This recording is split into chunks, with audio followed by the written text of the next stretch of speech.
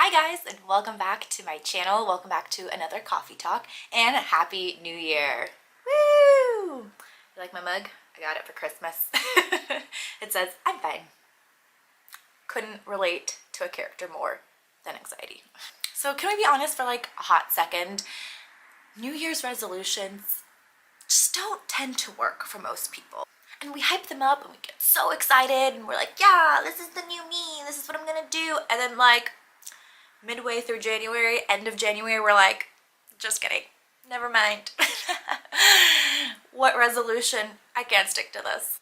So today I want to help you and ditch the dramatic resolutions energy and try something a little bit lighter, a little bit more realistic, and something that's going to be way less likely to make you want to cry. So let's take a quick little breakdown of why I think resolutions don't work. As somebody who used to write New Year's resolutions all the time, I even would like put it on the wall by my bed and be like, okay, I am locked in, I'm focused, this is what I'm doing. And you know what, when I look back and I reflect at the end of the year, I see all the things that I didn't do and it makes me feel really bad about myself. So I don't really do full-on hardcore New Year's resolutions anymore because it's just not for me. And you know, when I look back, I see all the things that I wanted to do and it makes me feel bad about myself, and then I forget to actually look at the whole year and see the other amazing things that I did do and be like extremely proud of myself and be like, wow, maybe I didn't get to this thing, but I managed to do this thing and it's just as cool and it's just as awesome, and it was maybe even beyond what I thought I would be able to accomplish in this year. So I think that's why I kind of don't really do the traditional New Year's resolutions anymore. And I think the reason that they also fail is because we expect to become a different person like this, just like overnight. You wake up January 1st and you're just like, huzzah, I am a new person. You're not. We're not. It takes time, consistency, discipline. It takes micro habits in order to become a different version of yourself, to improve yourself. You can't just wake up one morning and be like, I'm completely changed. Now, I say that with a caveat. Pardon my finger. I say that with a caveat that you can wake up one morning and be like, I'm going to take the necessary steps in order to improve my life and improve myself and better myself. Yes, I believe that one day something can spark and ignite within you that you're like, this is it. I'm going to make a change in my life. I'm going to take the necessary steps in order to achieve that change and achieve that dream life or become a better version of myself. I do believe that can happen. But in terms of like actually being that formed human, no, it's just not possible, in my opinion. So today I want to give you, instead of a full-on New Year's resolution, I want to give you 3 things to kind of consider and maybe different alternatives to a New Year's resolution. And one of those is going to be yearly intentions, then it's going to be quarterly experiments, and third is going to be habit menus. And I'm going to break them all down for you so that you can kind of understand what I'm talking about. So number 1, the yearly intentions is kind of more of a relaxed, chill version, I would say, of a New Year's resolution. So instead of being like, oh, I want to be fit, and being like, this is the dream body that I want, this is what I want to look like, maybe instead of that, you can set an intention of, I want to be stronger this year.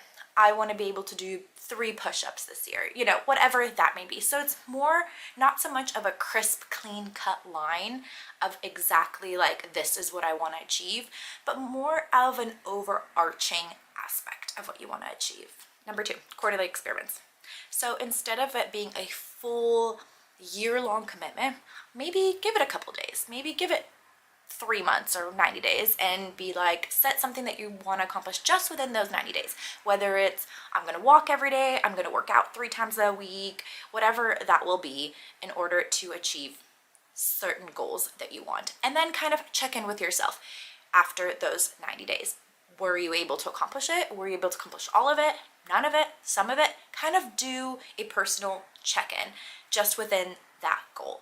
And also I will say, try not to put too many goals in that 90-day bucket. Stick to 1, maybe 2 goals that you want to, just because I feel like as soon as we start piling those things on top of each other, we just get extremely overwhelmed, I personally do, and then again, we beat up ourselves for not achieving certain things. But if we stack too many things on top of one another, it's just going to be too hard and too complicated. You need to learn to discipline yourself little by little. So try it for 90 days, evaluate yourself after those 90 days, and see, can I do another 90 days of this? Should I change something up? Is this now something that is part of your everyday routine that you don't really have to think about? Is that like the first little foundation that you've built upon? Then now you can add something else to experiment with for the next 90 days. So go ahead and evaluate yourself. And the third thing is habit menu. So that is kind of a breakdown of what you want to achieve. Say you want to work out more often, right? So that is something that you do based on your energy levels. So if your energy is peak high, then you do your full-on workout, you lift weights and you go for a walk and you're like, yeah, I got this, whatever. The next step is maybe you're not feeling too great, so maybe you choose to just do a workout, like just work out or just go on a walk. And the third one is maybe you really don't have much energy, so instead of even going for a walk, you decide to do a stretching routine, a really soft, gentle yoga stretch on the floor, and you're just to kind of move your body a little bit. And then of course, you always must listen to your body and prioritize rest when you need that. That's a bit of a separate thing. So habit menu is just kind of doing things, whether it's working out or other things that you want to accomplish this year, depending on your energy level. I will say, this takes discipline, because you may think, oh, I really don't have the energy to do it, but you do. You do have the energy. Sometimes our brain tricks us because we are lazy. At least that's what happens to me. I'm like, I'm too tired. I'm not tired. I'm not tired. I'm just making excuses. So this is one that you really have to hold yourself accountable for it. But when you do it and when you learn that balance, it's going to really help you in the long run, especially for us women who have to deal with so many aspects of our body, just hormonally, where we are mentally, physically. Like, there's just so many factors that I think women generally have to go through. So do listen to your body and be honest with yourself. So how do we get started on this? I would say first sit down with a piece of paper and pen, the old-fashioned way, because I think that we are more likely to remember to do things and are more likely inclined to do things if we have a pencil and pen in hand. However, that is just my preferred method. If you're more of a digital person, by all means, do what works for you, whether it's in a calendar, whether it's literally Word doc that you open up, I don't care. Do whatever you need to do. So the first one is you are going to write down the first one, which is the yearly intention. Write no more than 3. I'm telling you, do not overstack. It will not happen and you will beat yourself up about it, because life's and things get in the way. And like I previously said, you may not accomplish the 15 things that you wrote down, and then you're gonna look back and you're like, oh crap. And instead it's gonna take away from the things that you actually did end up doing that maybe you weren't really planning on doing, but you accomplished something amazing. So please just stick to like 3. Take it from me as an overachiever. Just stick to 3 yearly intentions. And they can be broad. They can be stronger. I want to eat healthier, whatever that means for you. I want to make my home more homey, more livable, declutter, whatever. It doesn't matter. I want to incorporate more self-care. They can be broad.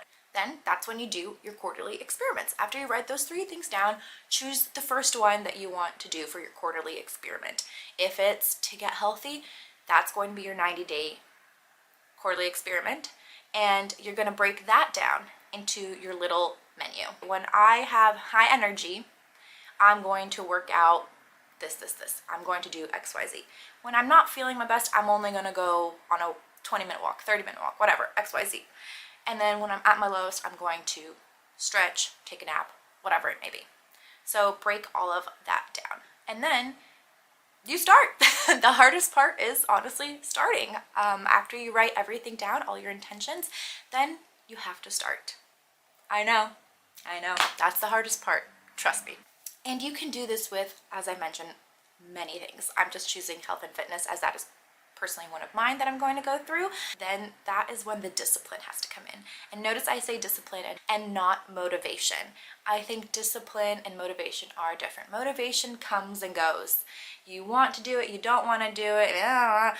Discipline is where you actually put in that hard work. Discipline is you don't really actually want to do it, but you do have the energy for it. So you get up and you put on your shoes. You get up and you change into your workout clothes. You get up and you do the stuff. That is discipline. Whereas motivation is fleeting. Whereas discipline is actually the work and the foundation that you build one brick at a time. You do something, even if you don't really want to do it, but you know you can do it. That's discipline. All in all to say is you don't need to reinvent yourself. You don't need to do this overnight. And like I said before, it's not going to happen overnight. It's just impossible. And I think when you find things doable, you actually do them. And that's like when the good stuff starts to happen, is when you're doing it and then you reflect and you're like, oh my God, I did it. I'm so cool. I'm amazing. I am so, pat yourself on the back. Like, I'm so proud of myself.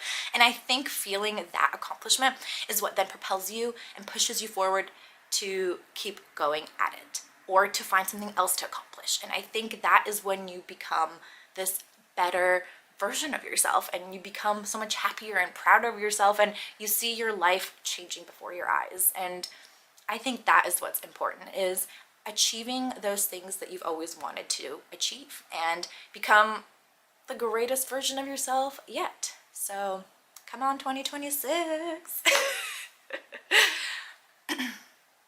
So please, please, please do not let this new year and these resolutions make you feel stressed or pressured or like just about yourself, because I'm telling you, you can do it.